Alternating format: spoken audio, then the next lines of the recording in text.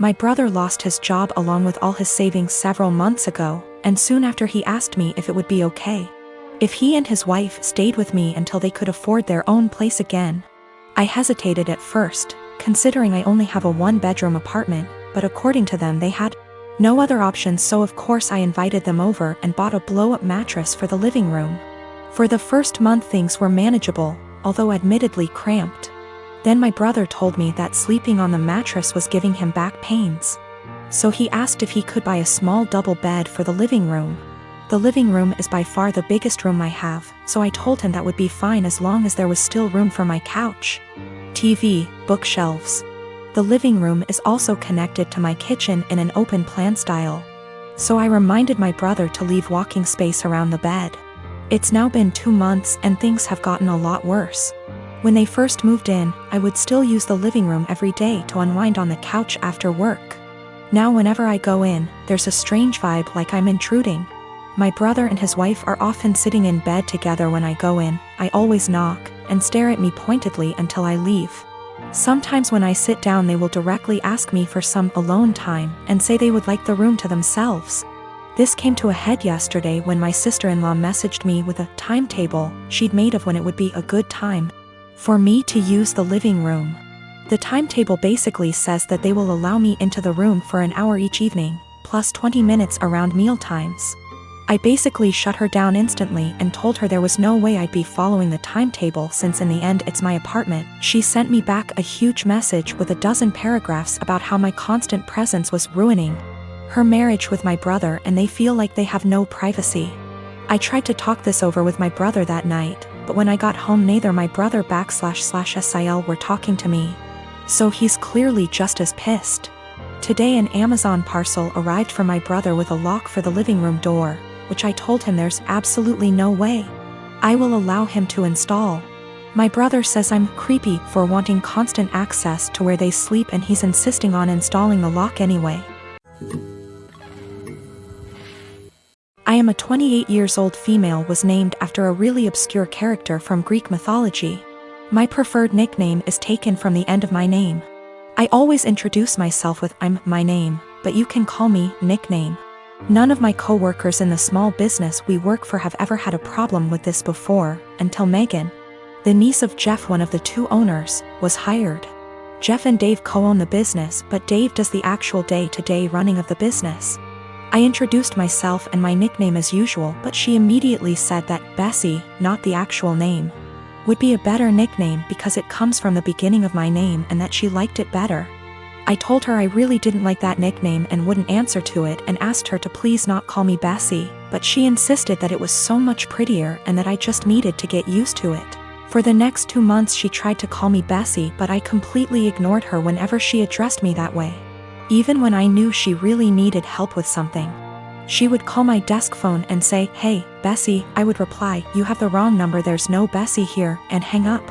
She then tried to get some of the employees outside the office to start calling me Bessie, but I quickly shut that down.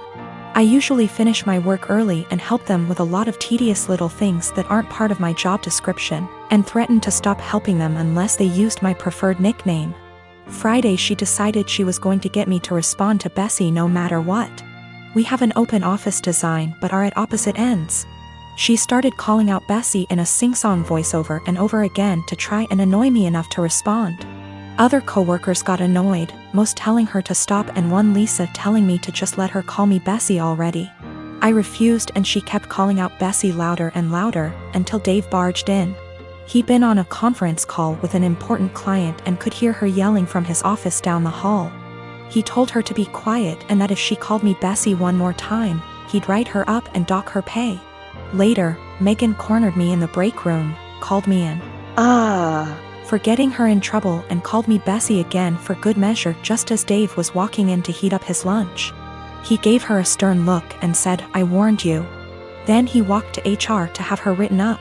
Lisa is saying I'm the for never helping Megan and that, if I had been nicer or hadn't fought her so hard on the nickname, she probably would have given up on it a while ago, but because I made such a big deal out of it, it became a challenge. I am 19 years old and my parents are in their 50s. For as long as I can remember, I have been allergic to several things: dairy, wheat/flour/gluten, legumes. Since I was a young child, my parents have completely kept all of them out of our house. While other kids ate breakfast cereals, I ate fish and assorted pickled vegetables for breakfast. While other kids had Lunchables, I had grilled chicken or fish with, again, assorted vegetables, usually sweet potatoes. While other kids ate birthday cake at the birthday party, I had an apple. I never questioned this until a couple of months ago. I was at my aunt's house for my birthday party, and she made brownies for everyone. For me, she took great steps to make them with almond flour and avoided all of my allergies. I started eating them and thought little of it until my aunt suddenly looked at me and, in a panicked way, asked which plate I took the brownies from. I pointed from the one where I got my brownies, and she immediately stood up and told me we had to get my EpiPen. She raced to ask my mother for it, and I sat there scared out of my mind because I had never mistakenly eaten flour before. I noticed my mother had calmed her down, and then she said that we don't have to worry because she had switched the plates of brownies. And after all, I had eaten the ones made with almond flour. I found this incredibly odd because, really, why would she swap the plates? That doesn't even make sense. But for the time being, I let the issue rest. It didn't sit well with me for about a week, and I finally went to get an allergy test. The doctor started with a skin prick test, and lo and behold, I didn't react to any of the above substances. Then he ordered a blood test, and when the results came in, they said that I had absolutely no intolerance to any of the foods I'm supposed to be allergic to. I was furious and called my mother. She eventually admitted that she lied to me because she wanted me to be on a Paleolithic diet and wanted me to be able to avoid all temptations. She raised me with a lie about her own health, but she keeps insisting that I try to see it from her perspective. She spams my phone with messages about how healthy I am, that I never had acne, that I have been in great shape my whole life, that I have strong teeth and bones, and even that I got onto a D1 college tennis team. She has started calling me ungrateful for her intervention and insisting that I really should be glad I never got carb addicted. I don't know what to think. I carried around an EpiPen for all those years, one that I suspect may be fake, seeing as my mother never got me to replace it. And I don't even know anymore. I have been living with my new wife and stepdaughter for about 6 months now. She's 19, almost 20, and I have 3 sons aged 18, 16 and 15. She's a really good kid and she's a good influence on my sons. I really enjoy having her around. My wife and her daughter moved into my house and sold theirs. My stepdaughter's father isn't present in her life, nor is my son's mother. All 4 children share a bathroom. My sons have never lived for a long period of time with a woman, nor have any of them had long-term girlfriends. They had short visitation periods when they were younger, but never longer than an hour. So living with 2 women has been unusual for them. My eldest son, 18, came to me last week and told me that his stepsister disposes of her used sanitary products in the trash can they share, but doesn't use toilet roll or sandwich bags to disguise what they are, and it makes him uncomfortable, which I think is reasonable. My sons are teenage boys and don't want to see their stepsister's period products on full display. A few nights ago I went into the kitchen to grab a snack and she was there doing some work for university. My wife had mentioned that she knew she was on her period, so I took it as an opportunity to have a word with her.